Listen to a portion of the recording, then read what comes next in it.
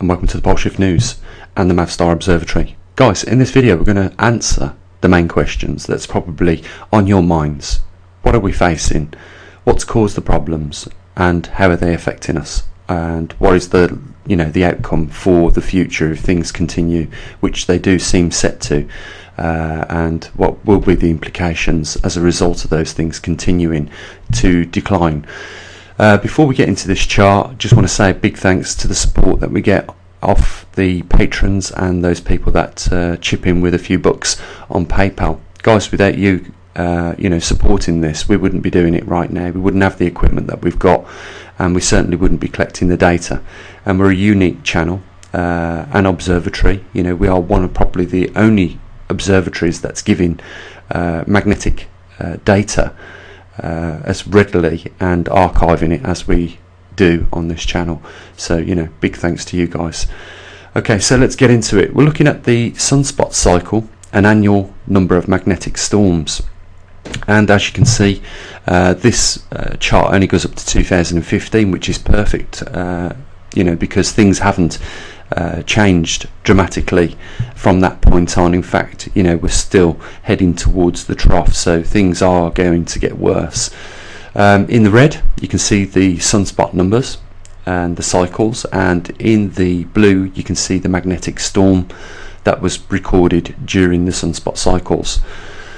You can see that from just after 2010 there is a big dip where the magnetic storms drop off the chart and then picks back up around 2012 and then drops off completely around 2013 onwards.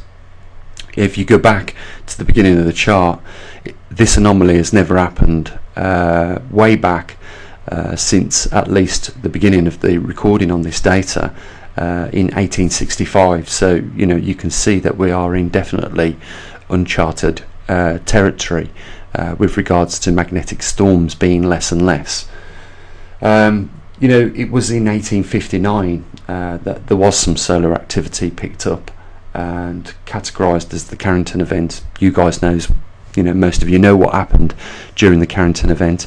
Fried off most of the telegraph poles. That was probably the height of technology back then, and it was caused by a coronal mass ejection from the sun. So we could be in that territory again. The circumstances could set themselves back up to deliver another CME, even though there is low solar activity at the moment. Doesn't mean to say that when things do pick up, they could pick up at a rate where CMEs start flicking off the sun, and as a result cause major problems. So I just want to have a little look at this chart before we go any further, and have a look at some jet streams, and then really start to answer some of the questions regarding what we're going to expect more of. You've seen this space environment overview many times. On the top of the environment overview you can see the sunspot cycles and scattered amounts over the cycles. Just below that you can see the cosmic radiation, and if we go back the last 3 solar cycles, so on this we're looking at solar cycle 23, 22 and 21, you can see that just if we look at the trough or the dip between solar cycle 21 and 22, you can see that there's a small amount of cosmic radiation in. That's because the sun was relatively still quite active. Then at the end of solar cycle 22 you can see the cosmic radiation picking up, and then at the end of solar cycle 23 you can see that we are experiencing a considerable amount of cosmic radiation. In comparison to the end of solar cycle 21, it's probably increased by 75 to 100% more cosmic radiation. And what we can decipher from this is that when we have low solar outputs we get more cosmic radiation. I've mentioned it many times to you guys that during these periods of times where we have low solar outputs, our heliosphere, which is like a magnetosphere that protects the whole of the solar system, or a big bubble which pushes a lot of cosmic radiation from our galaxy and from the rest of the universe out of harm's way for our planets within our solar system. And when we have a low solar output, that heliosphere shrinks and more solar radiation is inbound. This is hampered even more on our planet because we've got a magnetosphere which is weakening as a result of planetary magnetic reversal. And as you know, it's a rare event. You also know that we do have excursions. These are being talked about now more often than not, and it doesn't really matter whether it's an excursion event which lasts from 12,000 to 14,000 years, or it is the complete reversal which lasts, on average 300,000 years. Something is different about this magnetic reversal though, guys, and I've mentioned it again many times, is that this one's overdue 500,000 years. So it could be another excursion, which is, in my view, highly unlikely because the amount of time which it's taken, for this reversal to really get into, gear, another 500,000 years. So, that's what we're facing. So if you said to me, Gene, okay, putting it all down, what are we looking at? I'll explain right now what we're looking at and what's the biggest causes of all our problems right now on this planet. So let's get into it. So if you said to me, Gene, put your finger on it and tell us exactly what's going on and what we're likely to see in effects for the future, I would say it's a change, first of all, in the atmospheric hydro reservoir, or simply put, we've had an increase in water in our atmosphere, which has resulted in ending up in these jet streams where it's transported to the locations where we get polar jet streams deliver their cooler air into the subtropical jet streams, and then as a result of that it gets dumped in flash floods, as we're seeing already. We also see the opposite effect where we get blasts of Arctic air come down into the subtropical regions as a result of these jet streams being laden with more water than they usually are. They intertwine from polar to subtropical, and as a result, it sends good arable cropping land straight offline through the dramatic changes. It doesn't seem to matter with regards to seasons anymore, because if you're in the summer seasons and you're getting jet streams bring Arctic air down, it's the vegetation that's affected, and we're seeing dramatic shifts from like 30 to 40 degrees one day, 17 degrees the next day, and it seems that this vegetation, crops and things like that, just can't cope with the dramatic changes. Usually they are a lot slower, but we're not seeing that anymore because the change in the jet stream is sometimes within a short period of time of 24 hours, even less than that in some cases. Here in the UK, we've had hot weather one moment, and then a couple of hours later it's felt like you've had to put the coat back on. That's the sort of level of rapid changes we're experiencing right now, and it's not just here in the UK. This is being experienced all around the world, which I'm sure you guys are well aware of it. But the point is this, is that as long as this radiation that's inbound into our solar system through the weakened magnetosphere, through the weakened heliosphere as a result of the low solar output of the grand solar minimum is concerned, and the weakened magnetosphere that we experience on this planet, we are going to get more water being put into the atmosphere. What this will do is, even if the sun does pick up a couple of times in the month with its output, it shows a few sunspots, it's not going to make any changes because we're going to have that much cloud coverage over the surface of the Earth. It's going to block the inbound solar radiation and cool it as a direct result. If we go back to the last glacial period, we're probably going to see the same thing as what we're seeing right now happen, and as a result of us no longer experiencing that modern maximum of plentiful sunspots back in the 90s, then things are going to continue to cool down. People are talking about it being a mini ice age. I think it's going to be more a case of this planet going back into a well overdue glacial period, a period of time which wasn't seen since around 12,000 years ago. That's what we could be looking at. And guys, or folks, whichever you prefer, the evidence is before you right now. You can see this subtropical jet stream bringing warm air right up deep into the polar region.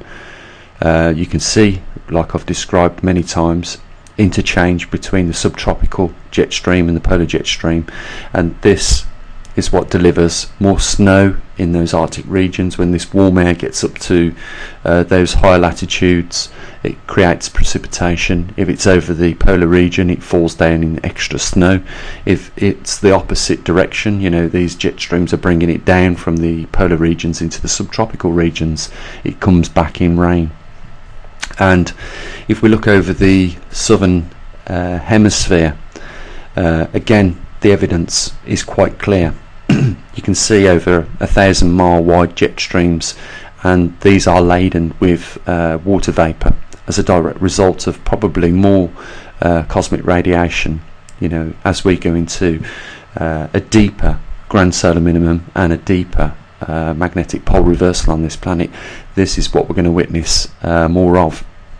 And directly resulting from what we're looking at, we are going to end up with more water vapour in general across the globe in the atmosphere, which is going to block out more sunlight.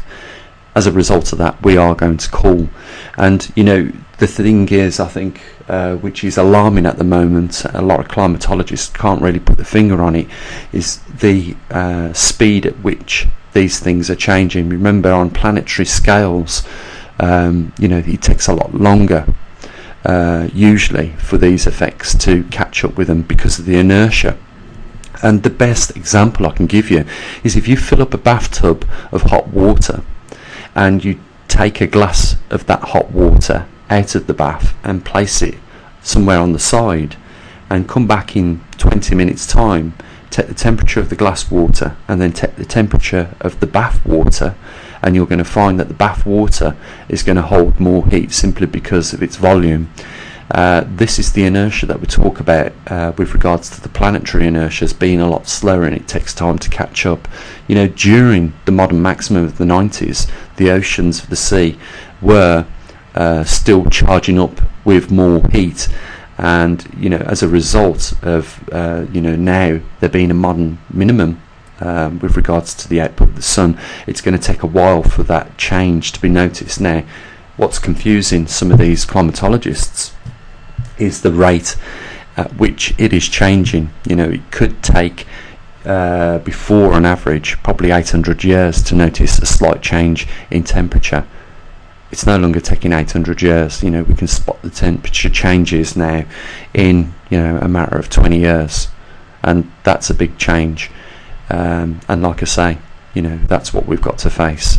So if you ask me what's caused the problem, it's water in the atmosphere as a result of the weakened magnetosphere, the weakened output of the sun.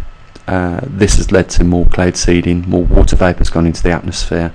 It is cooling the planet down, and the worst possible outcome that we could be looking at is slipping back into an overdue glacial period. There's nothing we can do about it. But the big problem is, guys, is that we now live in a point in time where there's probably never been so many souls on this planet. Around 8 billion people. We're heavily dependent on the technology to keep those food productions going. We're running sat navs now in tractors that pretty much are autopiloted around the fields because it's more efficient that way. We're at the maximum speed, and if you want to use an analogy, we're in the red, just trying to keep up with the conditions that we're faced with now, and those are going to get even worse. It's going to come a point in time where we can no longer keep up with the speed of the wheel.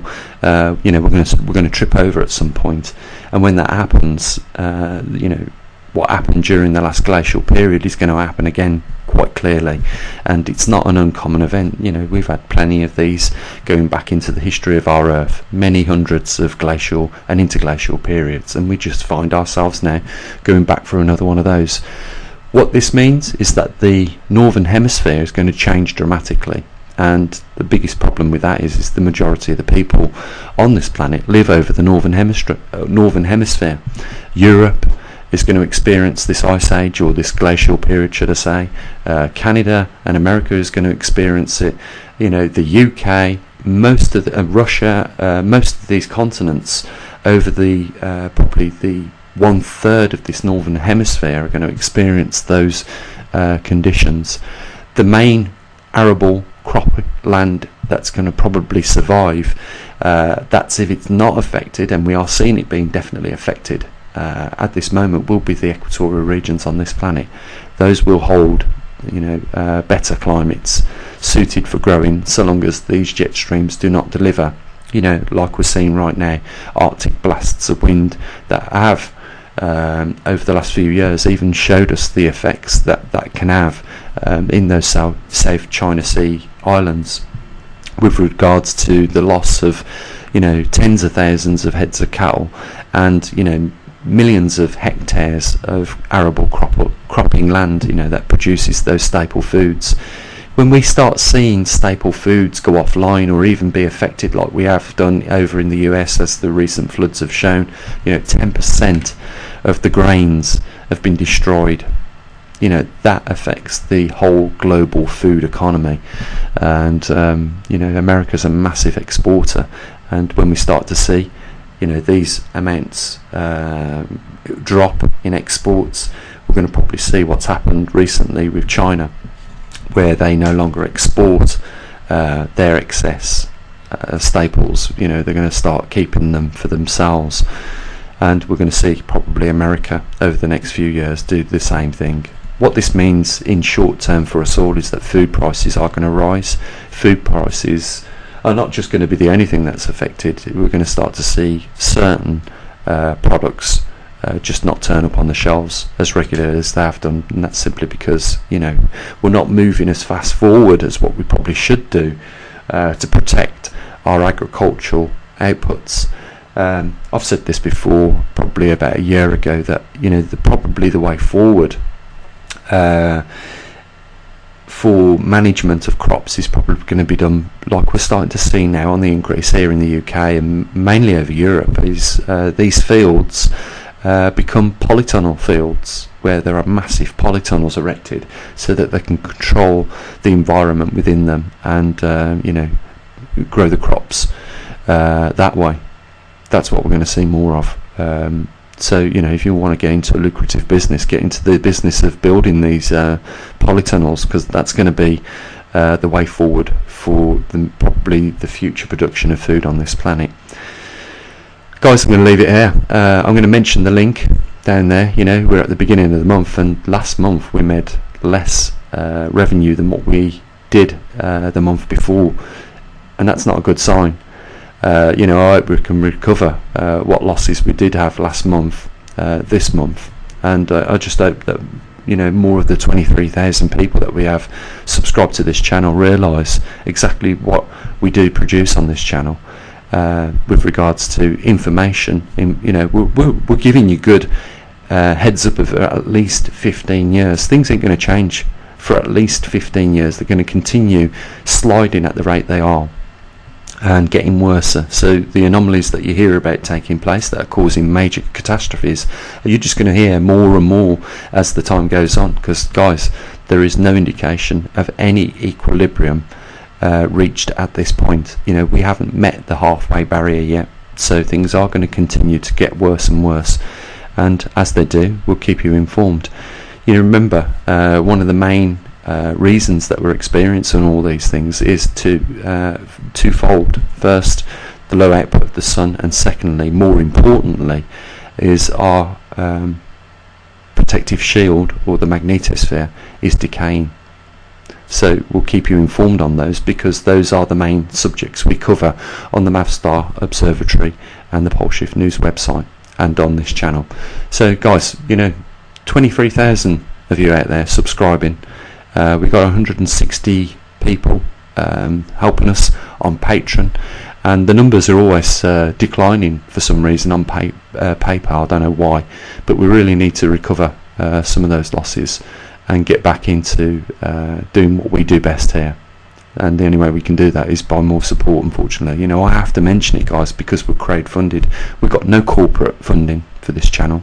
So the only support that can come is from you guys. And you know why that is? Because if we start putting out for corporate funding, it will not be long before they dictate what we can put out and what we can't. In other words, we'll be owned by the corporations. So we're trying to keep it publicly funded, and that way we can put out what we want when we want. There you go, it's in a nutshell. Guys, hope you enjoyed the beginning of the week. We're in the beginning of a new month as well. So as always, you know, I'll say what I usually do. Links down there. Come on, give us a bit of support. And as always, guys, bye for now.